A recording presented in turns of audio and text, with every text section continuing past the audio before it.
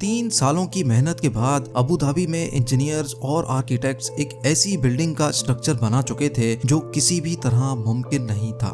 ये capital gate building का structure था जिसको अबू धाबी के खलीफा बिन जायद अल नायान की खसूसी फरमाइश पर बनाया गया था। क्योंकि इस बिल्डिंग का लाखों टन वजन सिर्फ एक तरफ को झुका हुआ था, इसी वजह से इंजीनियर्स को ये खौफ था कि कैलकुलेशन से थोड़ा भी वजन बढ़ाया गया तो बिल्डिंग का ये स्ट्रक्चर एक ही पल में ढेर भी हो सकता है। यहाँ तक पहुँचने के लिए कंस्ट्रक्शन टीम ने जिन चैलेंजेस का सामना किया था वो शायद बुर्ज खलीफा की कंस्ट्रक्शन टीम ने भी नहीं किया होगा, क्योंकि कैपिटल गेट का डिजाइन एक ऐसा डिजाइन था जो फिजिक्स के लॉज को तोड़ने के बिल्कुल करीब करीब था। ऐन उस टाइम पर जब बिल्डिंग लॉन्च के लिए बिल्कुल तैयार थी, अबू धाबी के खलीफा की तरफ से कंस्ट्रक्शन टीम को एक पैगाम आया जिसमें उनका कहना था कि उनको इस बिल्डिंग के टॉप पर एक हेलीपैड भी चाहिए। ये मैसेज कंस्ट्रक्शन टीम के ऊपर पहाड़ बनकर गिरा, क्योंकि बिल्डिंग का लोड पहले ही अपनी एक्सट्रीम लिमिट पर था। ना ही हेलीपैड के लिए जगह छोड़ी गई थी, ना ही बिल्डिंग का डिजाइन इस चीज की परमिशन दे रहा था और ना ही इंजीनियर्स में शेख को मना करने की हिम्मत थी। तो अब सिर्फ एक ही सॉल्यूशन बचा था कि किसी भी सूरत में हेलीपैड को मुमकिन बनाया जाए। लेकिन मसला ये था कि आखिर कैसे। ज़ेम टीवी की वीडियोस में एक बार फिर से खुशामदीद। नाजरीन, कैपिटल गेट अबू धाबी में मौजूद दुनिया की वाहिद ऐसी बिल्डिंग है जो इतनी ऊंची तो नहीं, लेकिन इसने आर्किटेक्चर के रूल्स को बाकायदा झंझोड़ दिया था। 524 फुट ऊंची इस बिल्डिंग का आधे से ज्यादा वजन एक तरफ को झुका हुआ है, लेकिन ये किसी गलती की वजह से नहीं बल्कि यही इसका डिजाइन था। क्योंकि कैपिटल गेट का झुकाव इटली के लीनिंग टावर ऑफ पीसा से भी 5 गुना ज्यादा है, इसी वजह से इसको Guinness book of world record भी मिल चुका है। लेकिन आखिर अबू धाबी के शेख को जरूरत क्या थी इतनी खतरनाक बिल्डिंग बनाने की। असल में दुनिया भर में एक के बाद एक यूनिक स्ट्रक्चर्स बनाने की रेस चली हुई है, जिसमें जीतेगा वही जो सबसे अलग और सबसे मुश्किल तरीन स्ट्रक्चर बनाएगा। इस रेस में हिस्सा लेने के लिए और दुनिया भर से टूरिज्म अट्रैक्ट करने के लिए 2007 में अबू धाबी के खलीफा बिन जायद अल नायान भी मैदान में उतर आए। उनका टारगेट ऊंची तरीन बिल्डिंग बनाने का नहीं, बल्कि उनको एक ऐसी बिल्डिंग बनानी थी जिसका डिजाइन देखने दुनिया भर से लोग आए, जिसको बनाने में ज्यादा वक्त भी ना लगे और जो फिजिक्स के लॉज को चैलेंज भी करे। इसी मकसद को पूरा करने के लिए खलीफा ने अपने कजन शेख सुल्तान को अपॉइंट कर दिया। ये टास्क मिलते ही शेख सुल्तान ने लंदन की टॉप आर्किटेक्चर फर्म RMJM से राब्ता किया और यही इस बिल्डिंग को बनाने का सबसे पहला अमल था। कैसे इंजीनियर्स और वर्कर्स ने इस खतरनाक चैलेंज को अंजाम तक पहुंचाया, कैसे इस बिल्डिंग को ठीक 18 डिग्रीज पे टिल्ट किया गया और कैसे लाखों टन वजनी इस झुकाव को गिरने से बचाया गया, ये सब आप जान सकेंगे आज की इस वीडियो में। Challenge number 1। London based architecture firm को जब ये टास्क दिया गया तो यही इनका सबसे बड़ा चैलेंज था। उनको एक ऐसा डिजाइन बनाना था जो उनके ही बनाए गए आर्किटेक्चर रूल्स के खिलाफ हो।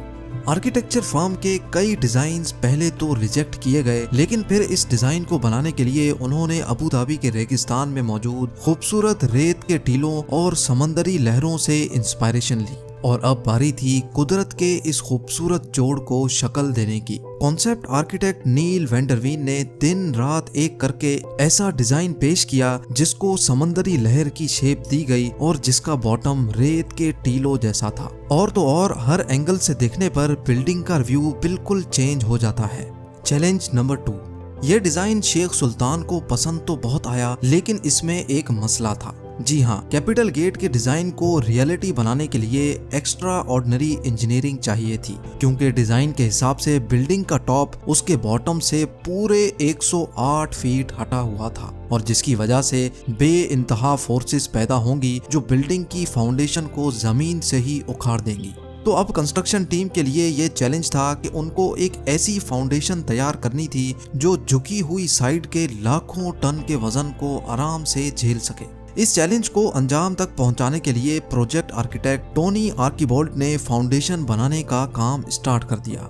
कैपिटल गेट की फाउंडेशन में 400 कंक्रीट पाइल्स इस्तेमाल करने का फैसला किया गया, यानी इस बिल्डिंग का सारा लोड लोहे के मोटे मोटे पाइप्स और उनके अंदर भरे कंक्रीट पे डाला जाने वाला था। लेकिन ये कोई आम फाउंडेशन नहीं थी। जिस साइड पर बिल्डिंग झुकेगी उसके नीचे फाउंडेशन पर 200 पाइल्स लगाए गए, जबकि दूसरी साइड वाले पाइल्स की लेंथ ज्यादा रखी गई, जिनको जमीन के अंदर ही मौजूद बड़े बड़े पत्थरों में ड्रिल करके अंदर घुसाया गया। इंजीनियर्स का ख्याल था कि इस तरीके से फाउंडेशन का लोड पूरी तरह से डिस्ट्रीब्यूट हो जाएगा। ये तो था फाउंडेशन बनाने का सिर्फ plan. Challenge number 3, capital gate का डिजाइन भी तैयार था और अब इंजीनियर्स ने लीनिंग टावर का लोड डिस्ट्रीब्यूट करने के लिए एक एक्स्ट्रा ऑर्डिनरी फाउंडेशन का प्लान भी तैयार कर लिया था। अब टाइम था फाउंडेशन का काम स्टार्ट करने का। इस फाउंडेशन के लिए बहुत बड़े लेवल पे खुदाई की जरूरत थी और तकरीबन 9600 टन मिट्टी जमीन से निकालनी थी। यानी सिर्फ फाउंडेशन डालने के लिए जमीन से निकलने वाली मिट्टी का वजन ही 1600 हाथियों के वजन के बराबर होना था। इस काम को अंजाम देने के लिए 8 महीनों का वक्त रिक्वायर्ड था, लेकिन अचानक एक और मसला आ खड़ा हुआ। जी हाँ, इस मौके पर शेख सुल्तान ने इस बिल्डिंग की डेडलाइन जारी कर दी थी, क्योंकि ठीक 2 सालों के बाद अबू धाबी में फ्यूचर एनर्जी समिट होना था। इसी वजह से खलीफा चाहते थे कि इस एनर्जी समिट से पहले ही बिल्डिंग कंप्लीट हो जाए। यानी अब इंजीनियर्स के पास सिर्फ 24 महीनों का वक्त था, जिसमें उनको फाउंडेशन भी डालनी थी, बिल्डिंग भी खड़ी करनी थी और इंटीरियर का काम भी कंप्लीट करना था। ये चैलेंज मिलते ही कंस्ट्रक्शन की पूरी टीम में एक अफरा तफरी सी मच गई थी, जिसकी वजह से उनको पूरा कंस्ट्रक्शन टाइम फ्रेम ही चेंज करना पड़ा। यानी जिस फाउंडेशन पे 8 महीनों का वक्त रिक्वायर्ड था, उसको दिन रात एक करके सिर्फ 3 महीनों में ही कंप्लीट कर लिया गया, क्योंकि इसके अलावा और कोई ऑप्शन भी नहीं था।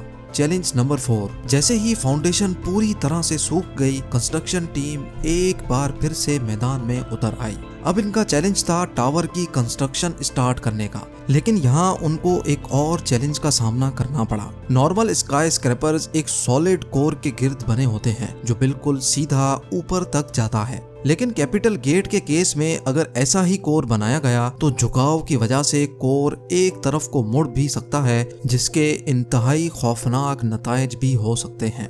इस मसले से निपटने के लिए इंजीनियर्स को रिवायती सोच से हटकर काम करना था, जिसके लिए ये प्लान किया गया कि कैपिटल गेट का कोर सीधा नहीं बल्कि कर्व्ड बनाया जाएगा और कोर मुकम्मल होने के बाद बिल्डिंग का बकाया हिस्सा इसके इर्द गिर्द फिट किया जाएगा। लिहाजा अब कर्व्ड कोर का काम जल्द अज जल्द स्टार्ट करना था, ताकि डेडलाइन से पहले ही काम खत्म हो सके।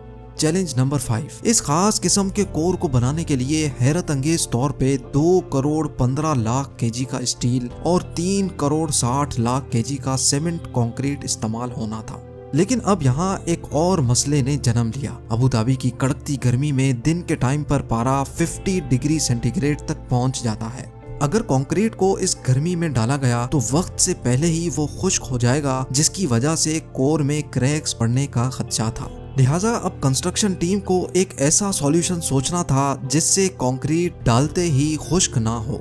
आखिरकार ये सोचा गया कि कंक्रीट बनाते वक्त जो पानी डाला जाएगा वो नॉर्मल टेम्परेचर का नहीं बल्कि ठंडा पानी होगा, और जिस वक्त कंक्रीट डाला जाएगा वो दिन का टाइम नहीं बल्कि रात का समय होगा, जब टेम्परेचर 30 डिग्री सेंटीग्रेड तक गिर जाता है।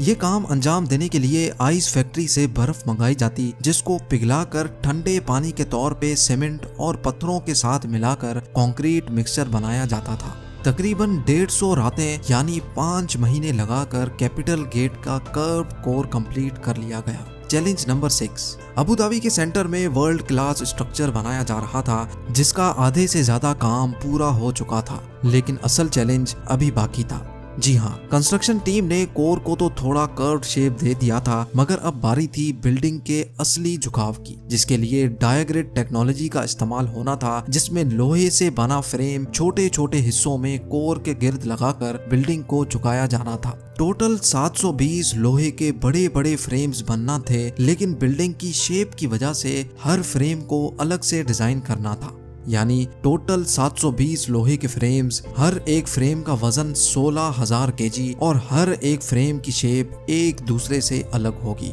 ये काम अंजाम देने के लिए शारजा की एक स्टील मैन्युफैक्चरिंग कंपनी को टास्क दिया गया, क्योंकि हर फ्रेम की शेप एक दूसरे से अलग थी। इसी वजह से पूरे 720 फ्रेम्स कंप्लीट करने में इनको 5 महीनों का वक्त लग गया। चैलेंज नंबर 7, आखिरकार वर्कर्स की अनथक मेहनत के नतीजे में कैपिटल गेट का डायग्रेड भी कंप्लीट हो गया और साथ साथ विंडो पैनल्स लगने का काम भी चलता रहा। अब बिल्डिंग में सिर्फ छोटे मोटे काम ही बाकी थे जो शेख सुल्तान की दी गई डेडलाइन से पहले ही कंप्लीट हो जाने थे।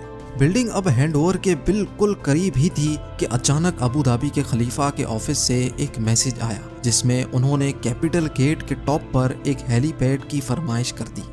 ये मैसेज कंस्ट्रक्शन टीम के ऊपर पहाड़ बनकर गिरा क्योंकि फाउंडेशन से लेकर डायग्रेड तक सब कुछ कंप्लीट हो चुका था और कैपिटल गेट का सारा लोड पहले से कैलकुलेटेड था। यानी डिजाइन बनाते वक्त हेलीपैड और हेलीकॉप्टर का वजन शामिल नहीं किया गया था। यह मसला कैपिटल गेट की कंस्ट्रक्शन के दौरान खड़ा होने वाला सबसे बड़ा मसला साबित हुआ। लिहाजा अब फिनिशिंग का काम रोककर एक बार फिर से सारी स्ट्रक्चरल कैलकुलेशंस दोबारा की गई। कैलकुलेशंस के बाद ये नतीजा निकाला गया कि स्ट्रक्चर हेलीपैड का वजन तो बर्दाश्त कर लेगा, लेकिन स्ट्रक्चर का डिजाइन कुछ ऐसा है कि तेज हवा के मौसम में हेलीकॉप्टर बिल्डिंग पर लैंडिंग के दौरान क्रैश भी कर सकता है। लेकिन अब किसी भी सूरत में ये हेलीपैड बनाना था क्योंकि अब ये शेख की फरमाइश थी। इसी मकसद के लिए लंदन में कैपिटल गेट के मॉडल को विंड टनल टेस्ट किया गया जिसमें यह बात साबित हो गई कि तेज हवा में बिल्डिंग पर हेलीकॉप्टर की लैंडिंग खतरे से खाली नहीं होगी। विंड इंजीनियर लीगटन ऑरेलियस ने यह सजेशन दी कि अगर हेलीपैड के डिजाइन में चेंजेस की जाएं और हेलीपैड की ऊंचाई को 2 मीटर कम किया जाए तो ये मसला काफी हद तक कम हो सकता है। मॉडल में हेलीपैड का डिजाइन चेंज किया गया तो हैरत अंगेज तौर पे विंड इंजीनियर की सजेशन सच साबित हुई। ये खबर मिलते ही कैपिटल गेट पे हेलीपैड की कंस्ट्रक्शन स्टार्ट कर दी गई और बिल्डिंग को वक्त से पहले ही शेख सुल्तान के हैंडओवर कर दिया गया। कंस्ट्रक्शन टीम और वर्कर्स को सलाम है जिन्होंने अपनी काबिलियत से दुनिया का सबसे ऊंचा लीनिंग टावर बनाया है। उम्मीद है ZEM का ये एपिसोड भी आप भरपूर लाइक और शेयर करेंगे। आप लोगों के प्यार भरे कमेंट्स का बेहद शुक्रिया। मिलते हैं अगली शानदार वीडियो में।